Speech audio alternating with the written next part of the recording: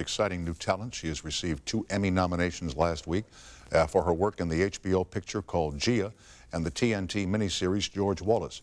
You'll see her later this year in the films Dancing About Architecture and Pushing Tin. Here is the very busy Angelina, and welcome back to our show at CBS. Now, the last time that you were here, I learned this afternoon that your father, John Voight, was watching you on television when you talked about being incapacitated, shall we say. Yes, he was very proud of me.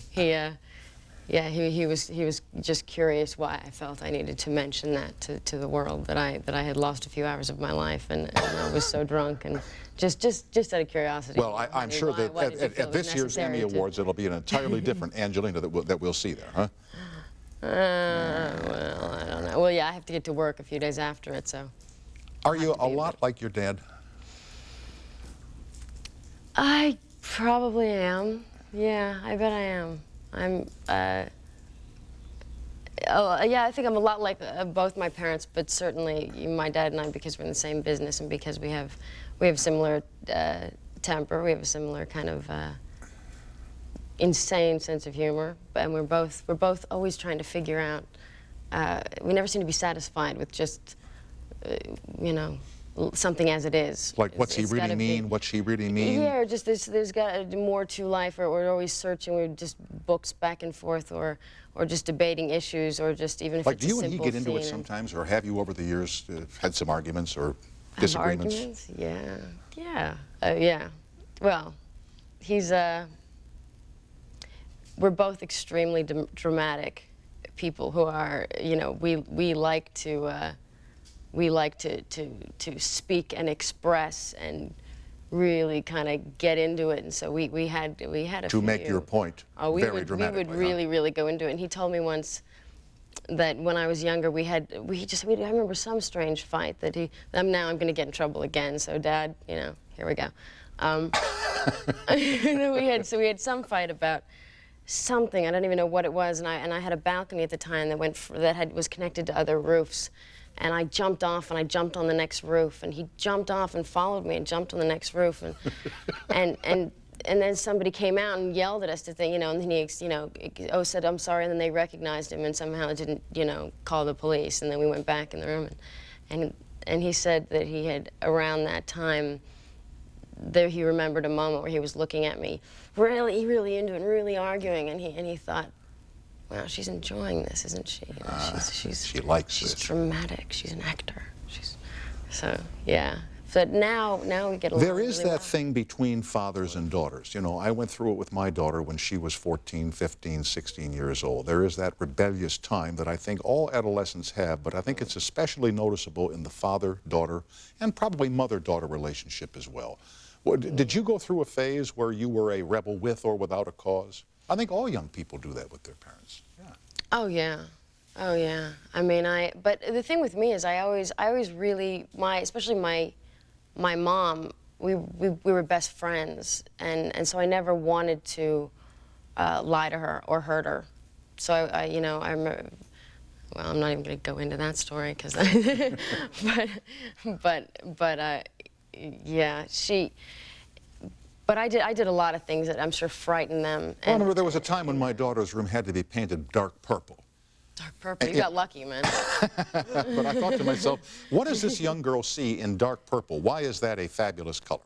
And she went through like a punk phase with punk hair and punk clothes and stuff that would drive her mother and I fruitcake. I had these bat shoes that they were originally boots, and I cut them to these shoes, and they obviously didn't even hold onto my feet because they were boots, and they just used to scrape across the floor. And I remember working with somebody much later who had actually gone to high school with me and told me that she was slightly frightened of me in high school because I didn't talk very much, or I was very kind of dark, and then, you know, and I had my little fishnets, and I was quite thin because I was going through problems, and I had these bat shoes that would just scrape across the floor, and they just thought I was completely out of my mind. So yeah, and then I had you know, going to ska shows and going to slam dancing, and you know, but I was never a mean person. I never wanted to hurt anyone or kind of get my parents back. I just wanted to be free, and I wanted to try everything, and so. I'm told that in those days you used to carry with you a little butterfly knife. I carried, well, yeah, sometimes a butterfly. I carry, yeah, different types of knives I've carried. Yeah. Do you butterfly like knives certainly, you know, they're fun to play with because they, yeah, I mean, you can, there is an art to them, and then the movement of them, and other knives are just for protection, and it, you know, there's something to being protected, other than just having a knife where you can use it. Some people have Swiss Army knives they use, some people have, and you use it for different things, but, you know, I've actually changed my views on I still do carry a knife. A lot of when I'm, you know, I'm not somebody who has a gun in the house, but if I am attacked or come into contact with somebody that frightens me, yeah, I want some kind of protection, and I think I'm okay with them. You know, I'm not. But I have a friend of mine who, when he was younger, was attacked by a group of people with knives, and nearly killed him, and that's certainly either everything you know, interesting or cool or beautiful about them. This is there, and then but there's a very, very scary side to it, and and to think that I nearly lost a friend to some people carrying knives. Well, we're certainly off to an uplifting start, aren't we? I'm sorry. Brought to you by the American Knife Association. Yeah. Let me take a fast pause. I want to talk to you here about the two pictures. We talked about Gia the last time that you were here. But I'd like to know more about your feelings when you made the series on George Wallace, who I heard on the radio yesterday is very, very ill. You know, he got shot 26 years ago. Right, but now And he really has not felt well since, and I'm told that from the radio, that he's really feeling poorly. But I want to ask you about that series and how deeply you got into the George Wallace time in America and some other interesting things. Angelina Jolie will soon be seen in Dancing About Architecture.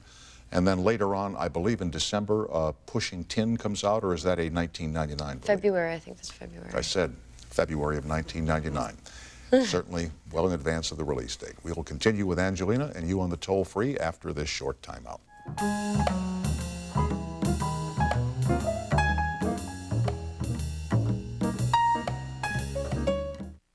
Jolie, here is Lori on the toll-free in Atlanta. Hi, Lori. Welcome to CBS Late Night. Hello. Hi, Tom. Hi. How are you? I'm fine, thanks. Hope you are. We sure are. Well, good. Yes, I had a question. I was curious how your father reacted to seeing you in a movie like Gia that has a good bit of nudity in it, and wondering if y'all watched it together. We didn't watch it together, but you know, I watched Midnight Cowboy, so I don't think he can say much to me. I don't remember that movie And that you well. loved saying that. That seemed kind of tame compared to Gia, though, still. Yeah, well, I don't know. I think he actually he felt that it was he understood the beauty of the relationship, and saw that, I think he was very touched by the story and who she was. And What did you think of the picture, Lori? Did you like it? I thought it was wonderful. Me too. I thought you did a great job. oh, thank you. God, thank you very much. And did you see her performance in the George Wallace series on TNT, Lori? I sure didn't. You sure didn't. Sure didn't. Right, no, that's a Southern way of saying no, I didn't. No, I think Gia is the only thing I saw you in, and I was so moved by that picture. I just thought you were great. Oh, thank you. God.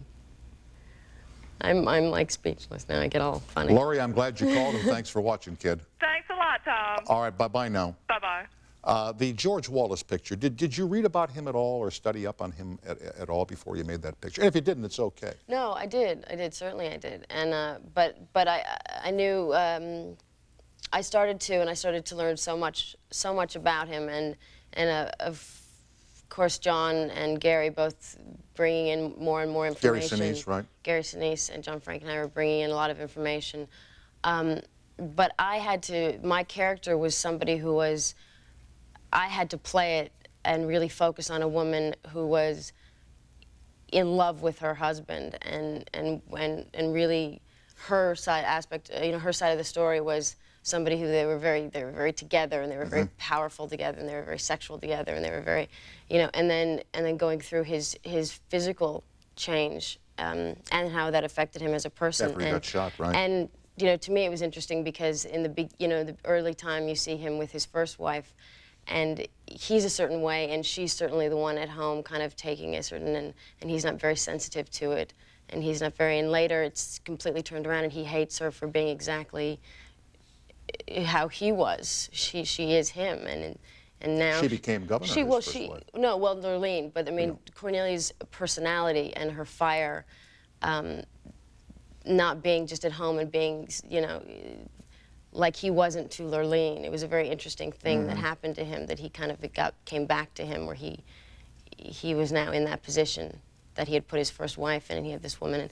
But so I had to really approach it as a woman who loved her husband, and if I focused on all the things about George Wallace that I had read and made opinions and had my opinions about that, or what the pain he caused, whether I felt he had redeemed himself or not, I couldn't think too much during the filming, because I had to look at this man with so much just a woman loving a man. And so as an actor, I had to put certain things, and I knew that the rest of the people working on it, that it was in good hands, and the rest of the story.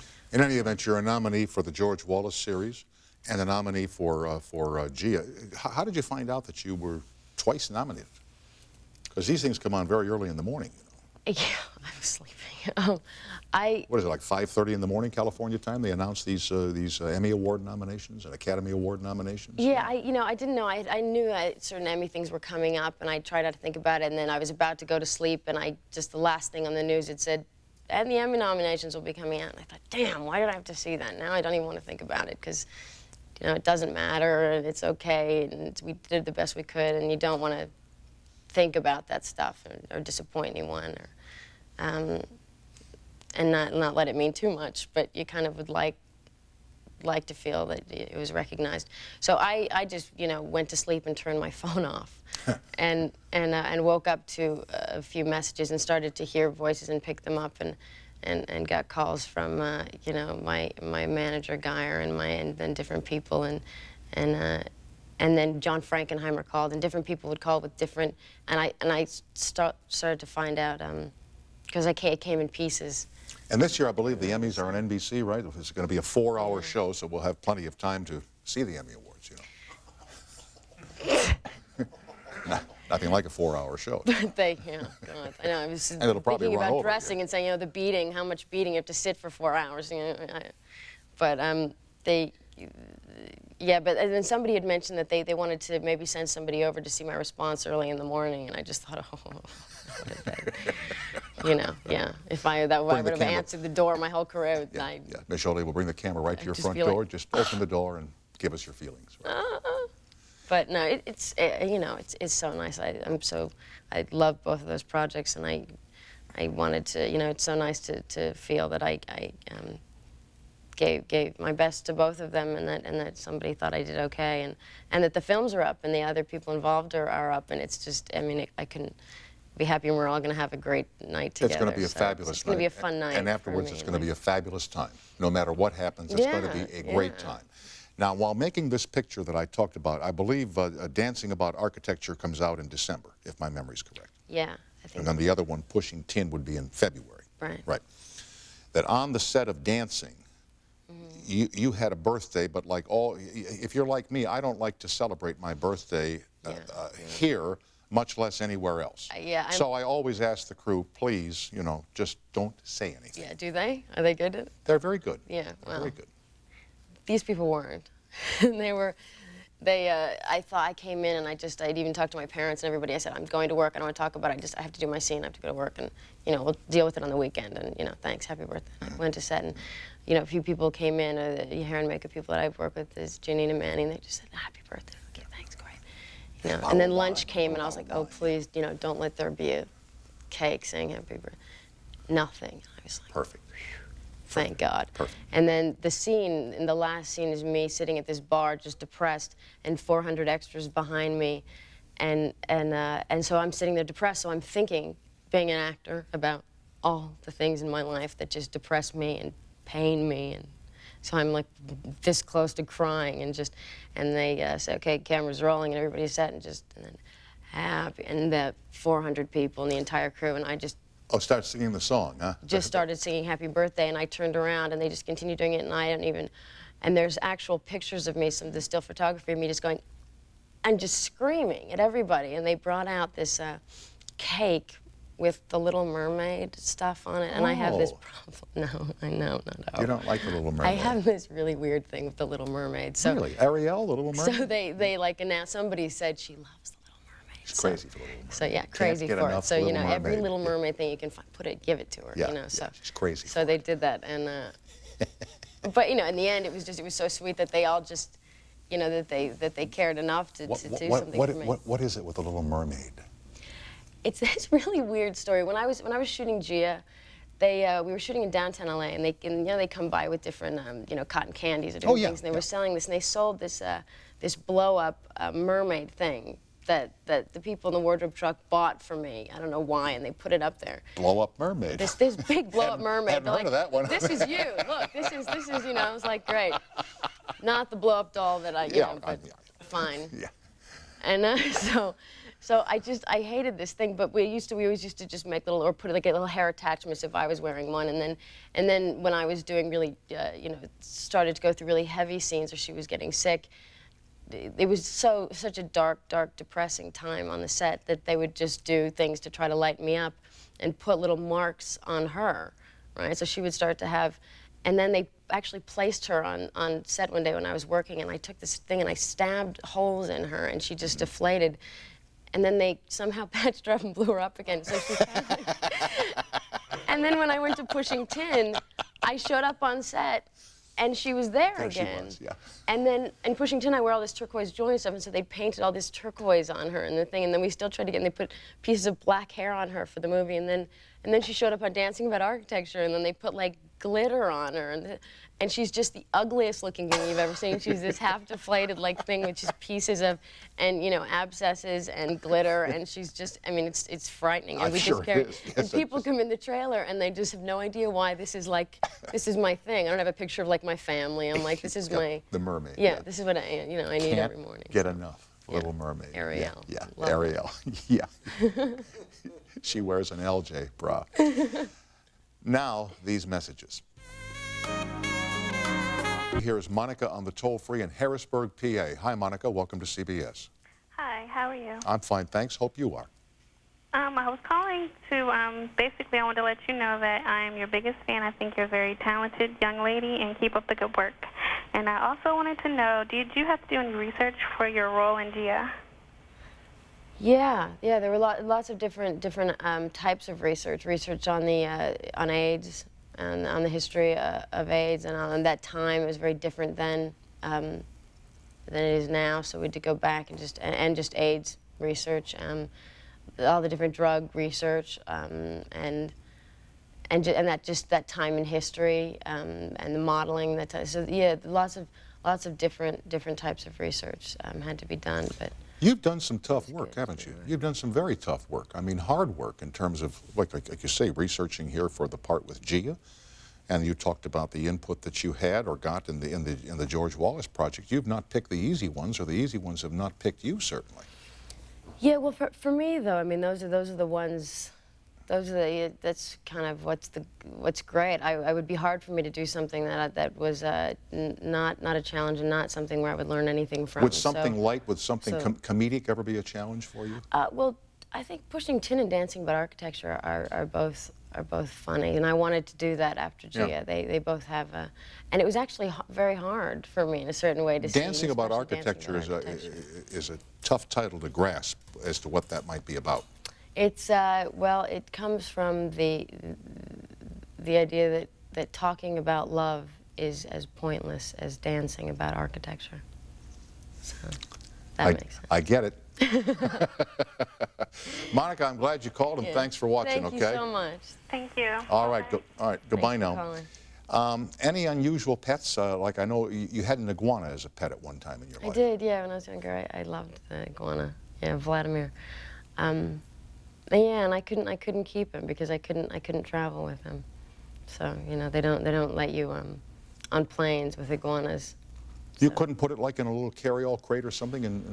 No, I was the suggestion to travel with the iguana was to drug it with vodka and then tape it to your body and put your clothes on over it and then go on the plane, which some people do apparently. But I tried that actually, and it was just not a good idea at all. Because he just, I don't know, he got happily drunk and was just like in there, just like going to town. So. And his name was Vladimir? Yeah. After the Vlad the Impaler? Vlad the Impaler. Yeah. Dracula. Yeah, Yeah, vampire, the Dracula was kind of came later. I mean, Vlad, and yeah, because when I was a little girl, of course, I loved vampires like every little girl. But Vlad the Impaler was I mean, he's a war hero in a certain, you know, he was a real terrible, killed a lot of people. It was at a time when that's war, and that was, you know, it was fighting the Turks and doing. He had certain methods, and he would impale people and leave them kind of around his place, so he. But he was just all these different things he would do, or capture the enemy and learn about their culture, learn about their language, and try to. Regained his throne a few times, was kind of raised by the enemy, and they killed his parents who left him with the enemy, so he kind of was somebody without any kind of home. So he was just this fascinating person when I was younger. I can tell. And so the impalement, you know, because I also refused to clip Vlad's nails, which made it really fun when he was strapped to my body. So that's why it was the impalement thing, because he would just cut me up constantly. Yes. So. Plays with knives and has a fascination with impalement. I'm really a sunny person. You know? I am. Well, it's always a joy to see you, and thanks for coming in. Oh God, it's so nice. I am gonna miss your show so much. Well, you're very kind. I'm such a big fan. This is my favorite show. Well, you're very kind. So. I value that very, very much, and I thank you for that. My best to your family, and much success and good luck on Emmy night. I'll be watching and I'll be cheering for you, kid. Well, okay? thank you so You're very much. welcome. The guest is Angelina Jolie in December, dancing about architecture. Remember, you know, talking about love makes about as much sense as dancing about architecture. Damn right. And then Pushing Tin, which if there is a next time, we'll get to. Okay. Next, Donna Shirley and a fun trip around Mars. Now those messages.